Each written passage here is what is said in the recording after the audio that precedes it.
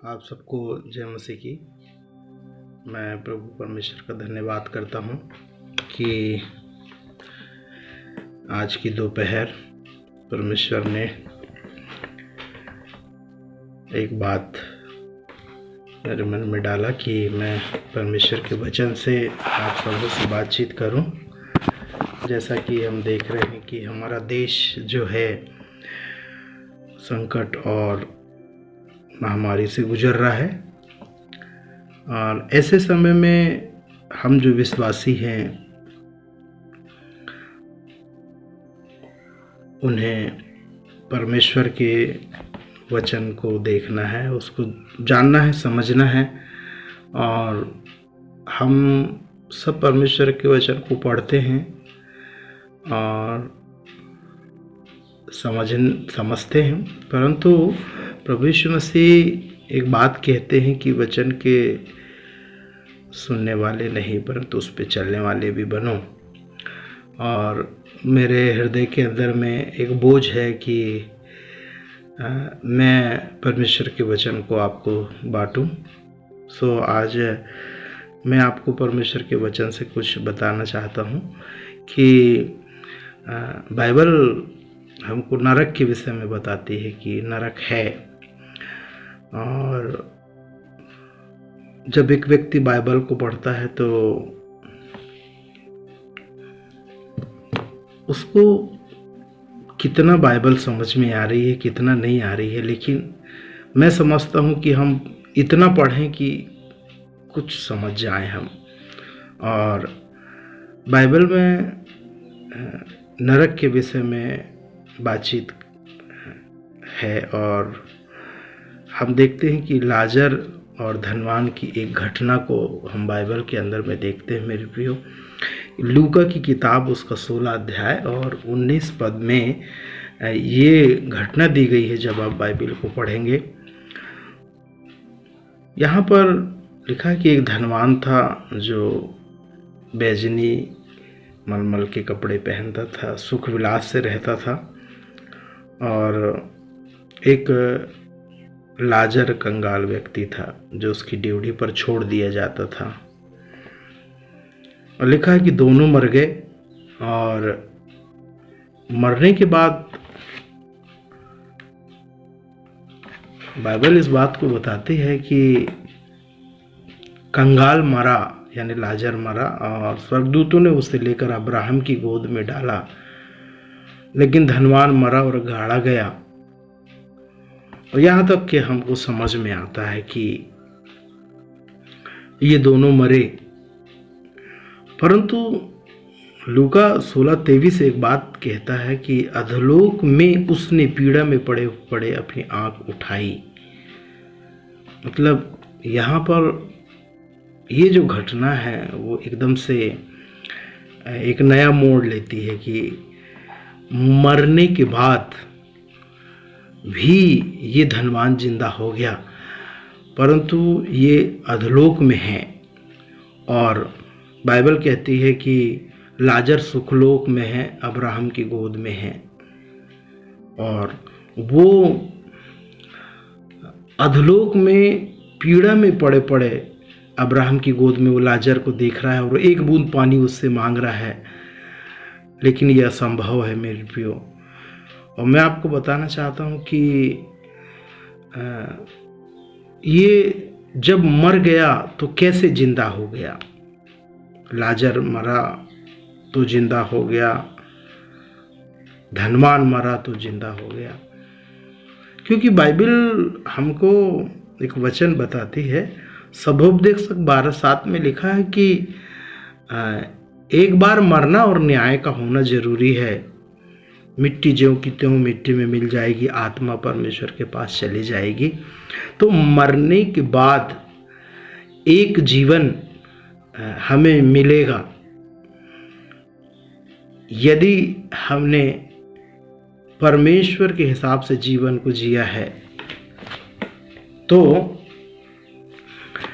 हमें अच्छी जगह सुखलोक या न्याय के बाद हमें स्वर्ग मिलेगा। और जिन्होंने अच्छा जीवन नहीं जिया है उन्हें अधलोक या न्याय के बाद उन्हें नरक मिलेगा।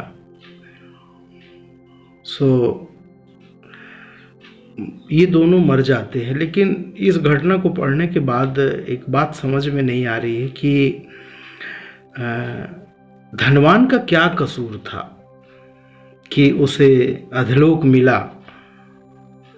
ये बात जब मैं बाइबल पढ़ रहा था तब मेरे को समझ में आई कि इसका तो कोई गलती लिखी नहीं है, गुनाह नहीं लिखा गया है इसका, परंतु मुझे एक प्रकाशन मिलता है कि इसकी ड्योढ़ी में एक व्यक्ति छोड़ दिया जाता था और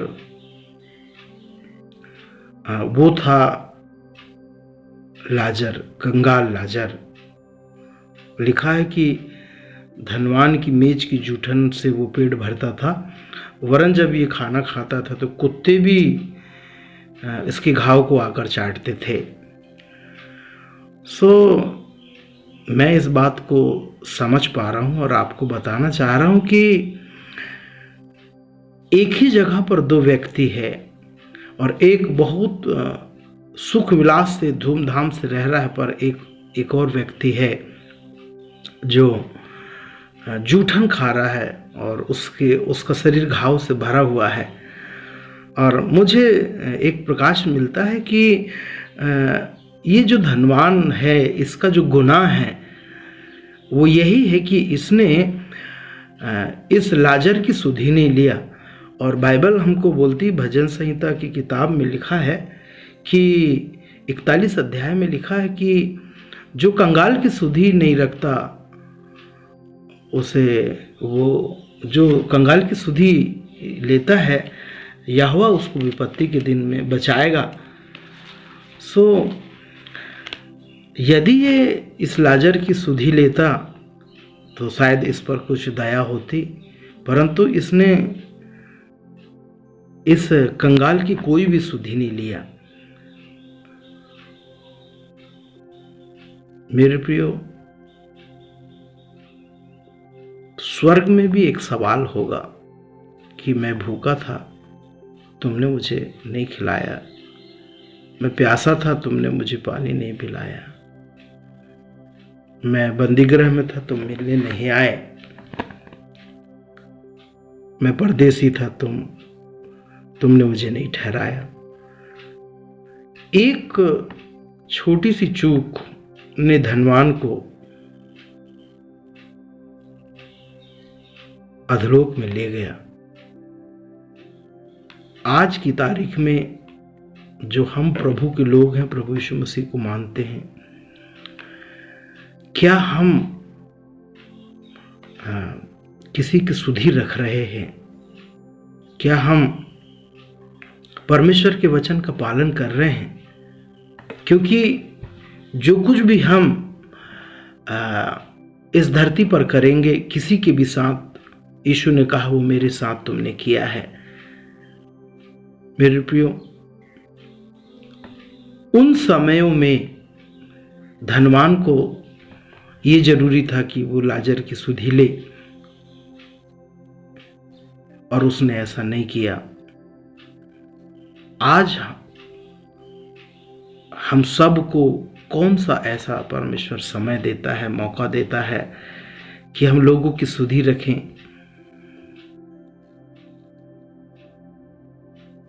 एक चूक भी हमें परमेश्वर के राज में से जाने के लिए रोक सकती है। मेरे प्रियो, एक व्यक्ति था जो यीशु मसीह के पास आया और कहता है कि हे प्रभु, मुझे अनंत जीवन को पाना है। तो यीशु ने कहा कि आज्ञा को मान। तो उसने कहा मैं बचपन से आज्ञा को मानता हूँ। तब यीशु ने कहा कि अपना धन बेचकर कंगालों को दे दे, तब तुझे स्वर्ग में धन मिलेगा। आप जानते हैं वो मनुष्य उदास होकर चला गया, शोक करता हुआ चला गया, परंतु प्रभु की आज्ञा को नहीं माना। आज ऐसे कितने लोग हैं जो यीशु को तो प्रभु कहते हैं पर उसकी आज्ञा को नहीं मानते। क्या हम सही रीति से प्रभु के साथ चल रहे हैं? क्या हमारे पास जहाँ कहीं से भी धन आता है, पैसा आता है, हम उसका सही इस्तेमाल कर रहे हैं? क्या हम किसी की सुधि ले रहे हैं? क्या हम उसकी आज्ञाओं को मान रहे हैं? और नहीं तो हमें यहाँ पर विचार करना है मेरे प्रियो, क्योंकि समय अच्छा नहीं है। यदि आप परमेश्वर को प्यार करते हैं तो मैं चाहता हूँ कि उसकी आज्ञा को भी माने। बाइबल कहती है जो मुझसे प्यार करता है वो मेरी आज्ञा को मानेगा। मैं आप सबसे यही कहना चाहता हूँ कि हम एक दूसरे की सुधि लें, और यदि हमारे पास बहुतायत से कुछ है तो हम उस धन का सही उपयोग करें और हम लोगों की सुधि लें। क्योंकि धनवान की जो गलती थी उसे आपने देख लिया कि छोटी सी चूक ने उसे अधलोक के दरवाजे में ले गया। और अधलोक है, नरक है।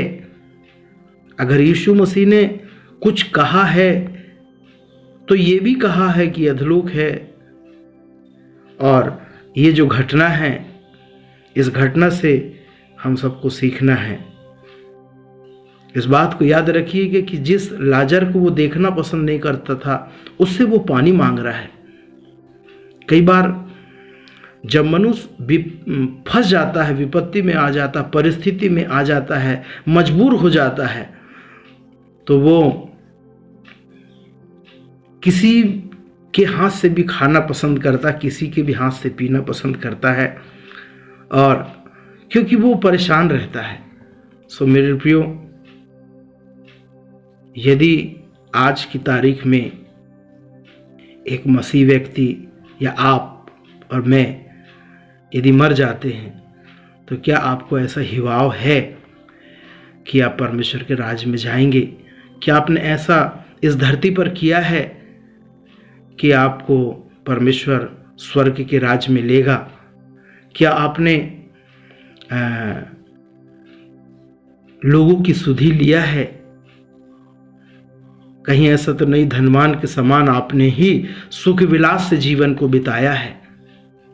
और मेरे प्रियो, मरने के बाद वो बहुत पश्चाताप करता है, अब्राहम से बात करता है, लेकिन अब्राहम ने कहा जो जीवन तुझे मिला उसमें तूने अच्छी वस्तु ले लिया है, वैसे ही लाजर बुरी वस्तु। लेकिन अब तू तड़फ रहा है और लाजर शांति को पा रहा है। मेरे प्रियो, प्रभु यीशु मसीह एक ऐसा परमेश्वर है जो मुझे और आपको सच्चाई के मार्ग को दिखा रहा है। आप जो बोओगे वो काटोगे। यदि आपने बेहतर बोया है तो बेहतर ही काटेंगे। इसलिए आज समय है, मरने के बाद एक और जीवन होता है, मरने के बाद कहानी खत्म नहीं होती। इसलिए अपने जीवन को चेक करें। आपकी आत्मा के अंदर में कोई शिकवा अगर शिकायत है तो आज ही उसे दूर करें। अपने धन का सही इस्तेमाल करें, परमेश्वर के राज्य में अपने धन को लगाएं और लोगों की मदद करें।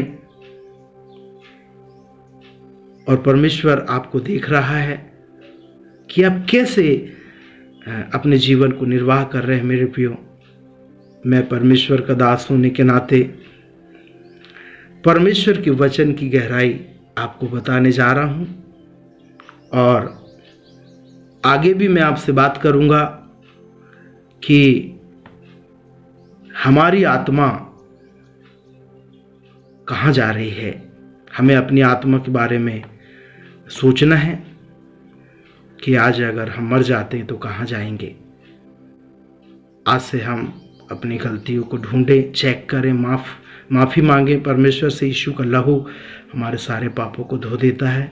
वो क्षमा करने में आज भी धर्मी है, और वो आपको क्षमा करेगा और आपकी आत्मा को शुद्ध करेगा, ताकि आपकी आत्मा परमेश्वर के राज में पहुंच नहीं पाए। प्रभु आपको आशीष दे।